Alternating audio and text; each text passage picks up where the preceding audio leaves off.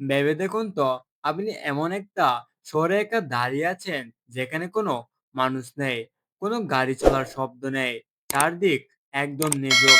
আর তার চেয়েও বড় ভয়, সূর্য ডুবে রাত হলে চারপাশ থেকে ধেয়ে আসে একদল রক্ত পিপাসু নিশাচর প্রাণী, যারা আপনাকে ছিঁড়ে খেতে চায়।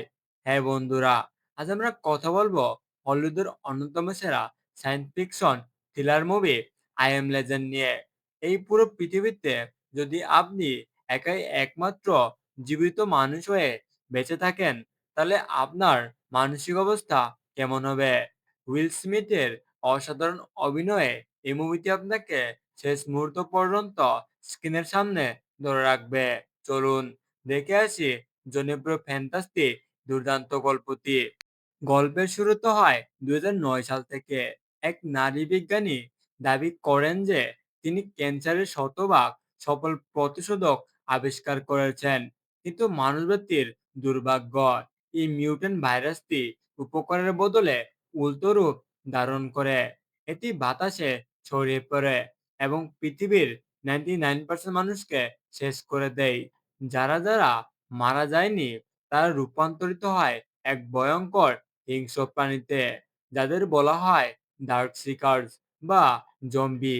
এদের একটাই দুর্বলতা, এরা সূর্যের আলো সহ্য করতে পারে না। এখন সময় 2012 সাল। পুরো নিউ ইয়র্ক শহর এখন একটা জঙ্গল। আর এই ধ্বংসস্তূপে বেঁচে আছে একমাত্র একজন মানুষ, ডক্টর রবার্ট নিবিল বা উইল স্মিথ। রবার্ট একজন সামরিক বিজ্ঞানী। তার সাথে আছে তার একমাত্র সঙ্গী, একটা জার্মান শেপার্ড কুকুর, যার নাম সামান্থা বা স্যাম।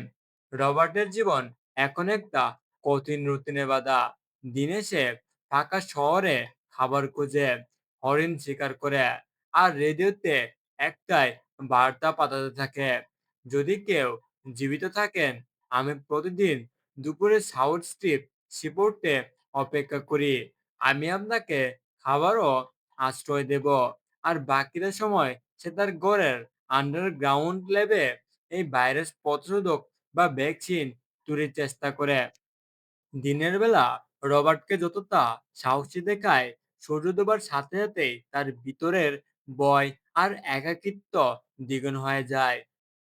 সে তার পুরো বাড়ির লোহা আর ইস্পাতে দরজা দিয়ে লক করে দেয়, যাতে কোনো জম্বি ভিতরে আসতে না পারে। বাথটাবের ভিতর কুকুর শ্যামকে জড়িয়ে ধরে তাকে রাত কাটাতে হয়। আর বাইরে তখন বেঁচে আছে জম্বিদের ভয়ঙ্কর চিৎকার। একটা মানুষ কতদিন একা থাকতে পারে?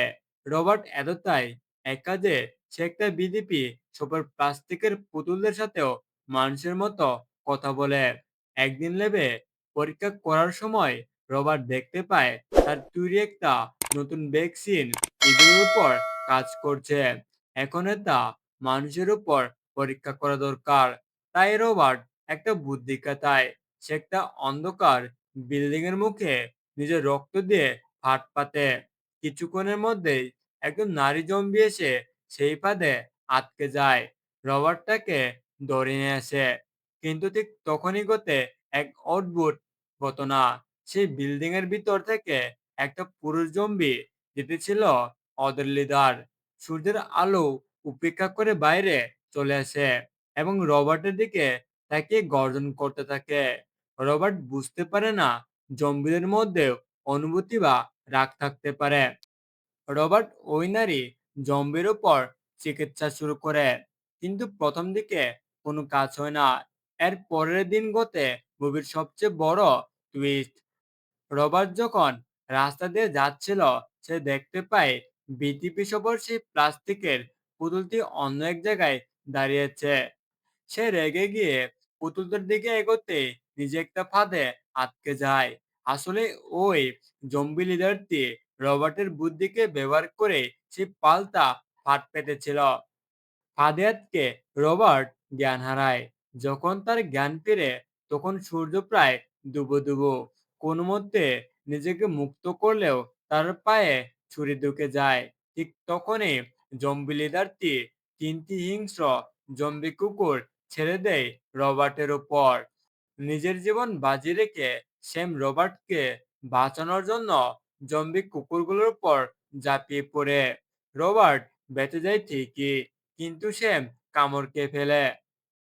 লেবে এসে রবার্ট যখন বুঝতে পারে স্যামও ভাইরাসে আক্রান্ত হয়ে জম্বি হয়ে যাচ্ছে, তখন বাড়ির চোখে নিজের হাতেই নিজের একমাত্র সঙ্গীকে শ্বাসরুদ্ধ করে মেরে ফেলে।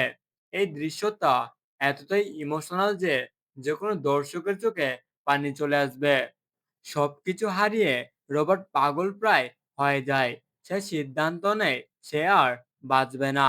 রাতে সে একাই জম্বিদের মারতে চলে যায়, কিন্তু জম্বিদের সংখ্যা ছিল অনেক বেশি। যখন জম্বিরা রবার্টকে মেরে ফেলবে, ঠিক তখনই হঠাৎ এক নারী, অ্যানা, এবং তার ছেলে ইথান গাড়ি নিয়ে এসে রবার্টকে বাঁচিয়ে নেয়। অ্যানা জানায় সে রেডিওতে রবার্টের মেসেজ শুনেই এখানে এসেছে, এবং ঈশ্বরের ইশারায় তারা বর্মন্ট নামের একটা নিরাপদ জায়গায় যাচ্ছে, যেখানে এখনো কিছু মানুষ বেঁচে আছে। কিন্তু রবার্ট বিশ্বাস করে না যে কোনো নিরাপদ জায়গা আছে। সেই রাতেই জম্বি লিডার রবার্টের বাড়ি ট্রেক করে ফেলে এবং শত শত জম্বি নিয়ে তাদের উপর আক্রমণ করে। তারা বাড়ির সব ডিফেন্স ভেঙে রবার্টের আন্ডারগ্রাউন্ড ল্যাবে ঢুকে পড়ে। রবার্ট, অ্যানা এবং ইথান ল্যাবের একটা মজবুত কাচের ঘরের ভিতর আশ্রয় নেয়। জম্বি লিডারটি কাচ ভাঙার জন্য বারবার আঘাত করতে থাকে, এবং কাছের উপর একটা ফাটল তৈরি করা হয় যা দেখতে অবিকল একটা প্রজাপতির মতো লাগে। ঠিক তখনই রবার্ট খেয়াল করে জম্বি লিডারটির চোখ ক্ষোভে নয়, বরং কান্নায় ভেজা। সে কাছের উপর হাত দিয়ে প্রজাপতির চিহ্ন আঁকছে। রবার্টের হঠাৎ মনে পড়ে সে যে নারী জম্বি থেকে ধরে এনেছিল, তার কাঁধেও একটা প্রজাপতির ট্যাটু ছিল। ঠিক এই মুহূর্তে রবার্টের পুরো চিন্তাভাবনা বদলে যায়।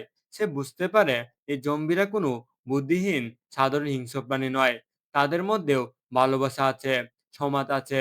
আর এই পুরো জম্বিটি আসলে তার ভালোবাসার মানুষকে উদ্ধার করতে এসেছে। রবার্ট বুঝতে পারে এত বছর ধরে ভ্যাকসিনের নামে সে আসলে এদের ধরে এনে অত্যাচার করেছে এবং খুন করেছে। এদের চোখে রবার্ট কোনো রক্ষক নয়, বরং রবার্টই ছিল আসল দানব, এক ভয়ঙ্কর ভিলেন। রবার্ট কাছের দরজা খুলে দেয়। সে পরম যত্নে ওই নারী জম্বিটিকে তার লিডারের হাতে তুলে দেয় এবং নিচু গলায় বলে, আই এম সরি। জম্বি লিডারটি রবার্টকে কোনো আঘাত না করে তার সঙ্গীকে বুকে জড়িয়ে ধরে শান্তভাবে সেখান থেকে চলে যায়। পরের দিন সকালে এক নতুন সূর্য ওঠে। রবার্ট তার তৈরি করে ভ্যাকসিন সাথে নিয়ে অ্যানা এবং ইথানকে সাথে করে নিউ ইয়র্ক শহর ছেড়ে রওনা দেয়। সে নিরাপদ মানব শিবিরের উদ্দেশ্যে। রবার্ট মারা যায়নি, বরং সে বেঁচে থেকে প্রকৃতির সাথে নতুন করে বাঁচতে শিখেছে। বন্ধুরা, এই মুভিটি আমাদের একটা দারুণ মেসেজ দেয়। আমরা অনেক সময় নিজের দৃষ্টিভঙ্গি দিয়ে অপরকে বিচার করি এবং নিজেকেই সঠিক ভাবি, কিন্তু অন্য পক্ষের গল্পটা না জানলে সত্য জানা যায় না। রবার্ট নিজেকে হিরো ভাবলেও জম্বিদের কাছে সেই ছিল আতঙ্ক। এই মুভিটি আমাদের শেখায় ক্ষমা প্রার্থনা এবং ভুল স্বীকার করার মাধ্যমে যে কোনো বড় যুদ্ধ থামানো সম্ভব। আর এই ভুল ভাঙার পর রবার্ট তাদের সমাজ ও আমাদের সমাজের মাঝে এক সেতু বন্ধন হয়ে দাঁড়ায়। আর এইভাবেই সে পুরো পৃথিবীর কাছে হয়ে ওঠে এক আসল কিংবদন্তি। রবার্টের এই বেঁচে যাওয়া এবং মুভির এই আসল মেসেজটি আপনার কেমন লেগেছে কমেন্ট করে অবশ্যই জানাবেন। ভিডিওটি ভালো লাগলে লাইক, চ্যানেলটি সাবস্ক্রাইব করতে ভুলবেন না। দেখা হবে পরের ভিডিওতে। Yeah.